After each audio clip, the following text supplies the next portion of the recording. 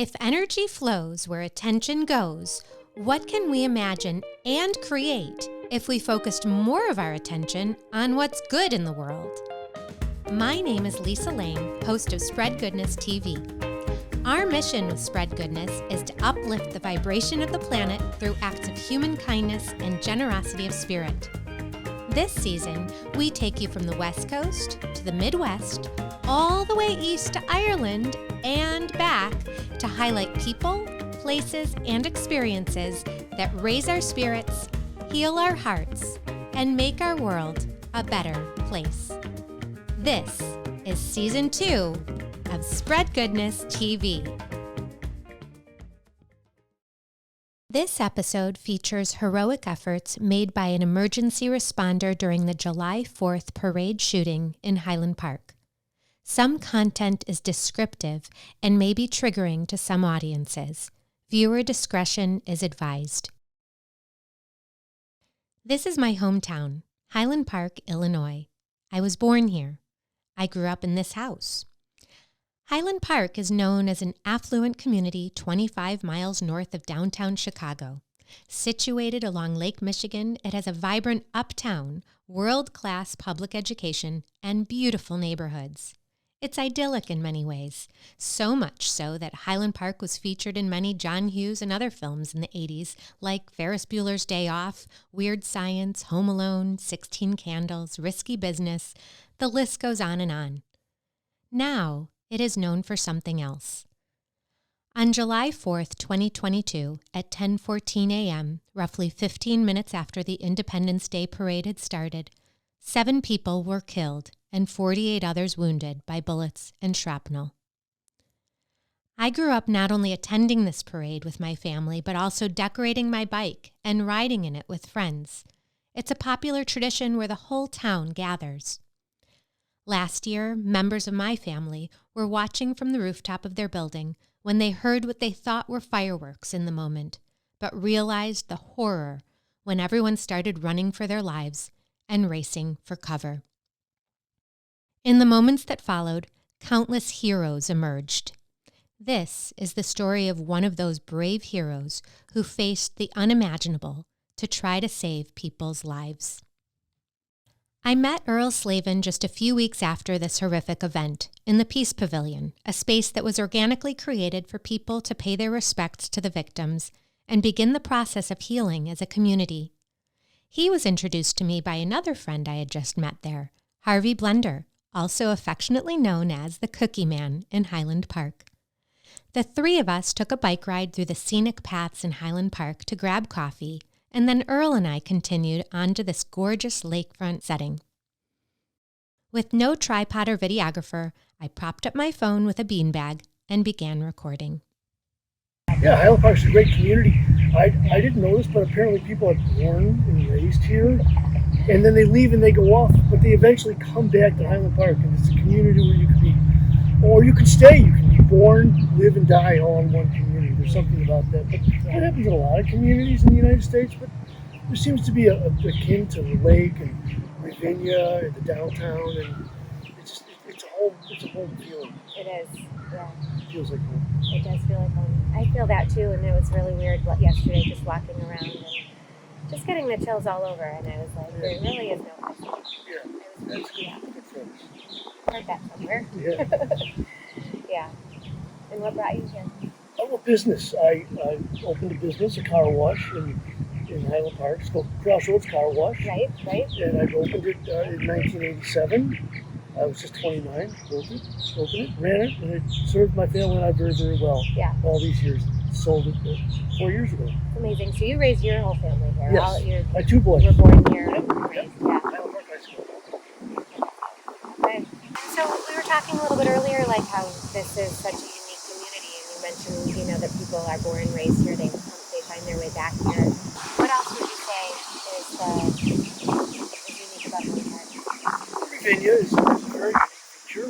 A lot of people like to call Ravinia their own. If you live in Highland Park, you say, I live near Ravinia. It doesn't matter where you travel around the United States. You mention Ravinia, people have heard of Ravinia. Yeah. It's a world-class venue, so there's that.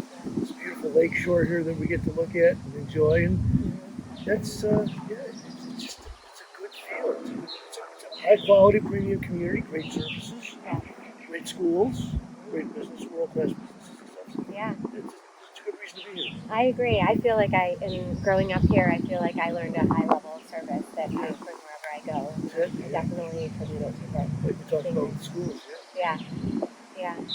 And the people here, how would you describe, like, generally speaking? Everybody's warm, different. friendly, and everyone has got a connection with everybody else because of Highland Park, and everybody just between whole family trees, and they grew up. And I just know families that their kids are all interrelated in the community, and everybody seems to be of one degree of separation. Yeah, everybody knows somebody. Yes. Yeah, that's true.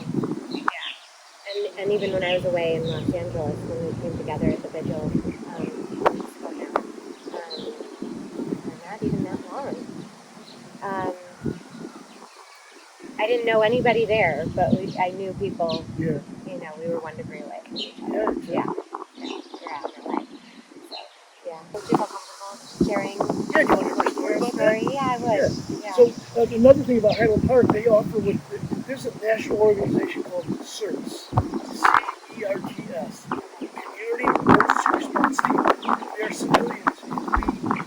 We aid the police department in a lot of smaller functions, if you will, to free them up to do real police work. And we meet once a month and we take continuing education. We got CPR, life-saving skills, and traffic management skills. And we'll do well-being checks for super hot or super cold days. We'll do the crowd control at the parade or the fireworks, or we'll do a lot of volunteer work around the community. So it was a way for me to get involved with the community. I really wanted to do that. Yeah. Kind of give back because I had the time. Yeah. And so our main activation, our main thing is the 4th of July. So there's 3 events. There's the parade, the party in the park, and then there's the fireworks after that. So every CERT had to volunteer for one of those activations. When I'm with my buddy Tom, who used to be my roommate, Tom Perella, and he's been a CERT a long time. That's how I got in. Am I talking too fast? Not at all. Okay. I'm following you. Yeah. So it's interesting. I signed up. I took the course online. I passed the course and became a CERT. How long have you been doing this? I think I've been a CERT now, I want to say 3 years. Okay. So you've done the parade before, or I've you've done done one of parade those events? before. Okay.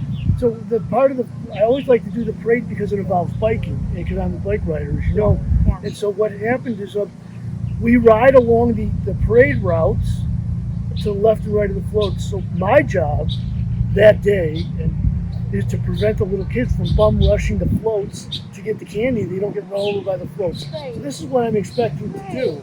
The worst that can This happen. is the worst that could possibly Right. happen. You got to shoot them back. You got to ride them. So you ride up and down. You can come back and shoot. And so and then I was expected to do nothing basically. Yeah. It's what we mostly usually do. Right. And I'm with Tom, and Tom he's got a lot more training than I do, and we always do this together. We go camping together. We actually have a big camping trip next weekend up in Zion, Illinois. We'll go camping in Illinois State Park. Oh, that's nice. We get together socially too. Yeah, very nice. So then we go to we're riding through the parade, and the parade starts at 10 o'clock, and we see the mayor go by. Everybody waves at the mayor. She's going by, and we're just kind of riding. And so we end up coming east from Sunset Foods, and we stopped at Ross Discount on the corner. Yeah.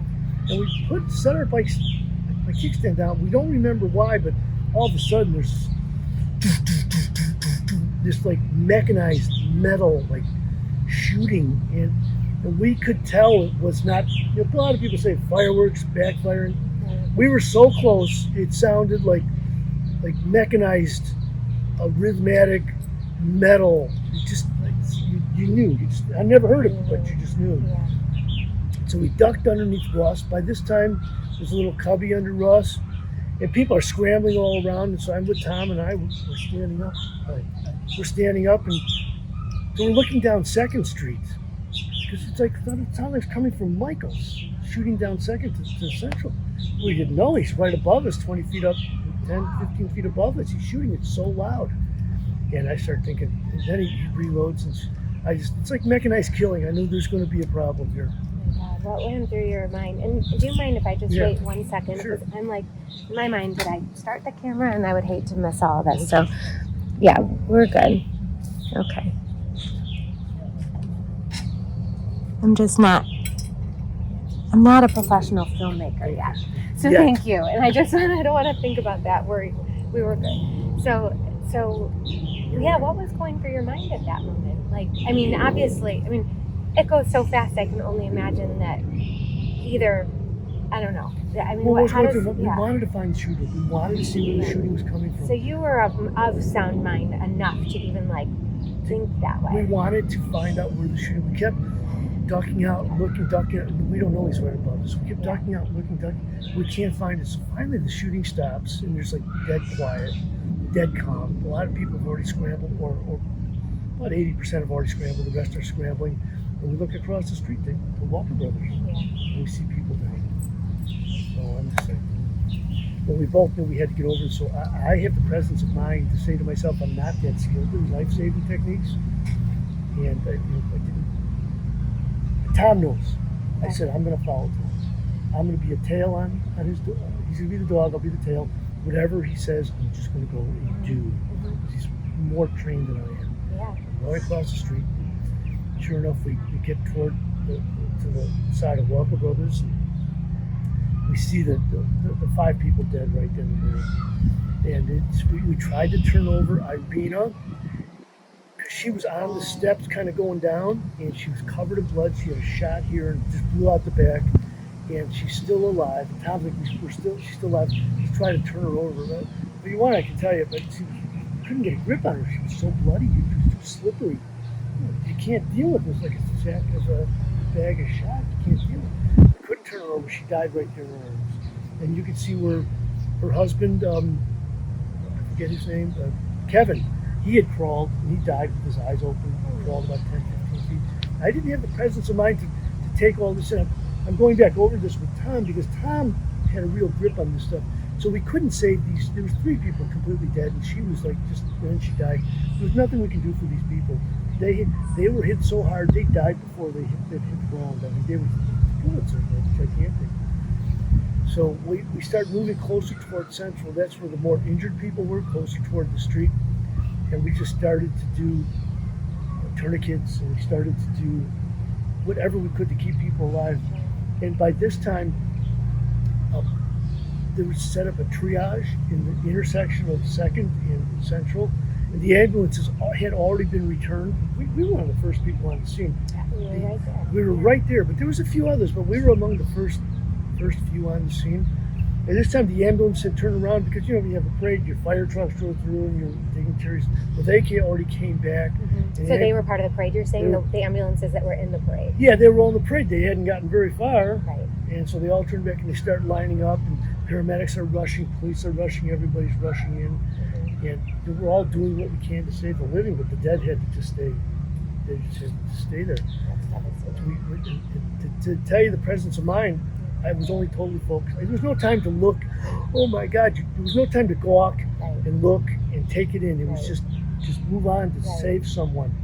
We carried this big guy to the triage center. He bled all over me, and I told Tom later on. I said, "Me and somebody else carried this guy." He goes, "No, that was me." Oh my God! I didn't even know. I was like, I'm walking around like blinders, and I'm just totally focused on what I'm doing. Sure. And the blood was everywhere. It's like someone took a 5-gallon bucket of ketchup and splashed it about. But you knew it was blood. It looked like ketchup. It was blood. I never saw such a thing. Blood everywhere. And we grabbed water bottles because there were so many chairs and baby strollers. There was water bottles everywhere. You just grab and you hose yourself off the best you can. And there was no soap, but you did the best you could. Yeah. And we finally got. At that point, the scene was getting really under control. The police really needed to go do their police work. And us CERTs were there. A lot of us CERTs had already joined in at that time. A lot of CERTs did more life-saving than I did. There's a guy named Eddie that his wife is a doctor. She's got more medical know-how. Yeah, medical experience, I guess. But he did more than I did. But we moved quite a few people. One woman was very, very thankful. And, she said, "Thank you so much." And we moved her. I don't know what became of most all these people. the scene finally got secured, and the paramedics. There was a lot of paramedics there, and so a lot of wounded. I mean, you Yeah. talked about that you knew who died right away, but then Yeah. they said at least 3 dozen.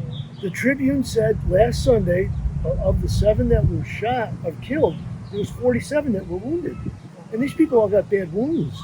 I mean, the shooter was, and when the bullet hit like the concrete, one bullet ricochets to 5 or 7 Oh my pieces, God. and it hits 5 or 7 people. We saw people with these all sorts of wounds. It was like unbelievable. This is, and if you look into that, you'll see a lot of people got hit with shrapnel. So there was work to do. I mean, this is Yeah, there were a lot of people you could help. yeah. There was a lot of people. At this time, there was a lot of paramedics were there. People from Glencoe, Deerfield, Lake Forest. All the paramedics were starting to line up, and so everyone started to get transported. And that murder, ground zero, if you will, was mostly secure. The police had moved on to trying to catch the shooter, who was obviously still at large. Yeah. So At that point, they didn't know. Yeah. So us certs, whoever was still around, we were kind of told to keep an eye on traffic because some people wanted to drive back in and get their stuff. Right. And so I was at the corner of First and Central. They wanted to drive back in. The ambulance were going to drive out. I'm like, you can't drive through here. These ambulances coming up, they're coming out of here at full force. You can't do that. So I did that for quite some time, and then we had to search the Port Clinton Square area for people. People I later found out were calling. We're in the garage. We're holed up. Is it safe to come out? Or what can we do? And so we did a lot of that. After that, it was People just fled to anywhere that would let them inside, Exactly. or if they didn't keep running. Yeah. exactly. And then people were wandering around trying to look and see. And we're like, if you're not wounded or you have any business here, you got to get out of here. At that point, there was probably 100 policemen in town. They're all running around with these gigantic guns that are, when they're going up and down stairs or going on rooftops and stuff, they're just policemen everywhere. I mean, Vernon Hills, Lake Forest, Waukegan, Chicago had a helicopter going around. There was 2 helicopters.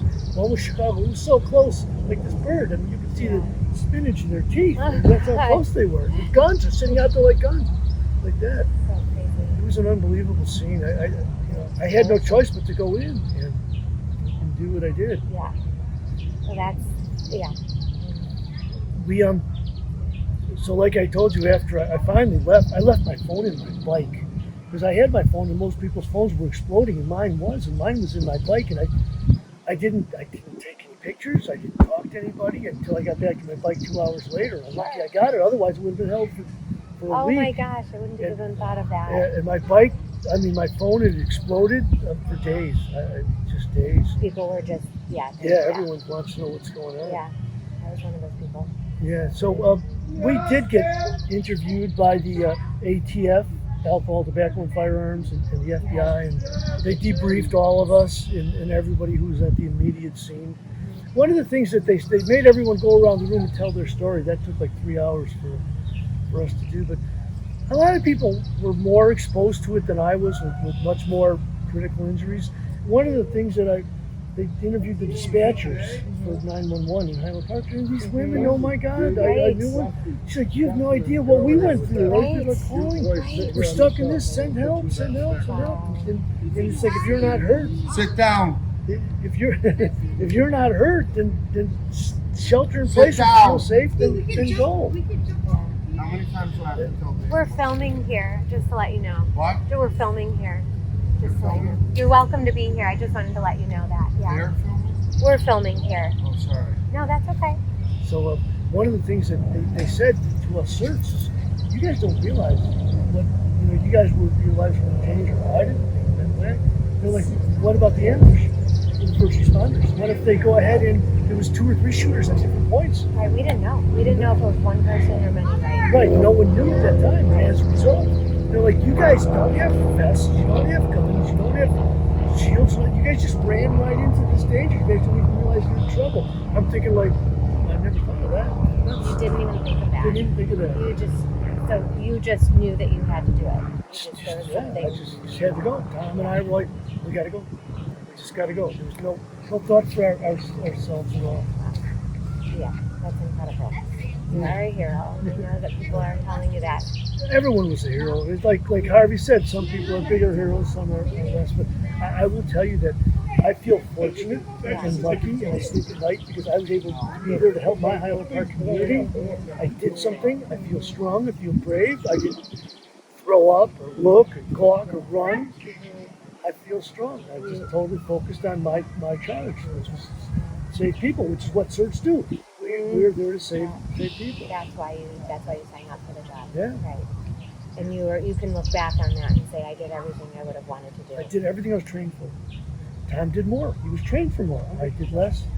I was trained for it. Like I said, I don't think there's a rating scale of how much and how little, of a heroic action. I mean, you are a hero. So I sleep. I sleep at night. And I have no regrets. Would I do it again? Because Sure. that'll drive you crazy, won't it? Like, I mean, I know I've heard that too, and I've read that in different posts. Like, I don't know why I ran this way, or and it's all this like replaying in your mind that so many people are doing is what is what I'm hearing. And to replay it in your mind and not have those regrets, like you said, because that can mess with you. Yeah. No There's matter. a lot of people like that. Yeah. Yeah. My neighbor across the street, he's like, Earl, I wanted to run up the hill and I wanted to see if I could help, but I had my family. Right. Well, right. Yeah. I mean, everybody had what they were laser focused on. Yeah. Exactly. If you were a parent with your children, if you were a coach or in charge of many children or whatever it was, your charge was keep them safe. Right. Exactly. Yeah. And you're laser focused on your role that you were in that day, and you were able to embody that role and go. Yeah. So I feel very good about myself. Yeah. So when we were getting debriefed by the ATF, somebody injured party, I will tell you, the policemen that were there, because I didn't know this, but on 4th of July, everybody wants that time off, but only the veterans get the time off. Oh, wow. And the younger guys got to work. Sure. And so there's guys that trained all their lives for something like this. Right. And here it comes, I use the phrase Super Bowl, Indianapolis 500 of all that could happen to your town. This is the worst. And they're not there. They're like, they're doing something, they're sleeping in somewhere in whatever town they're living. These guys rushed back, but they felt terrible. They couldn't be there to help the people that they work with all day long, every single day. Mm-hmm. Those guys were really injured. I mean, mentally. Yeah, I know, I understand. Yeah, these guys they felt really bad. Yeah. The guilt. Yeah. Here it is, the biggest thing to happen. I could have been there. I could have helped. Yeah. They could have. They couldn't. Yeah, I have heard that from a former police officer. Yeah, that's hurtful. Oh yeah, that's. But they did. They came right in. They came, but they weren't there for the immediate. Guys get there to take a post, so because the investigation was already started. Well, and what I saw, because again, I was in California watching this all unfold on CNN, it was very clear just in the reporting, and you saw it on the ground, the coordinated efforts happened exactly as they could have and should have, in every way. Everybody did something. Mm-hmm. Yeah, 100%. Yeah, I saw it all for sure. This is where my phone ran out of storage and the video stopped recording. We continued talking for a bit after. However, I'm so thankful we captured the essence of Earl's story and his heroism. It does seem like a perfect way to end, though. Everyone did something. In the face of horrific events like this was, isn't that the essence of what heroes do? I would like to give a heartfelt thank you to Earl Slavin for his courage, his heroic efforts, and his willingness to share his account with me. We will continue to feature other local heroes that emerged from the devastation of the Highland Park shooting in subsequent episodes. If you feel moved by the content of this video, please consider taking action by contacting your local representatives to demand common sense gun laws and/or contributing here. If you would like to support our efforts to create more content like this and stories highlighting the good all over the world, please head to our YouTube channel at Spread Goodness TV and hit the subscribe button below any one of our videos, and follow us on Instagram at Spread Goodness TV. We would love to hear from you. Please DM us or comment below with what types of stories you would like to see us produce on Spread Goodness TV.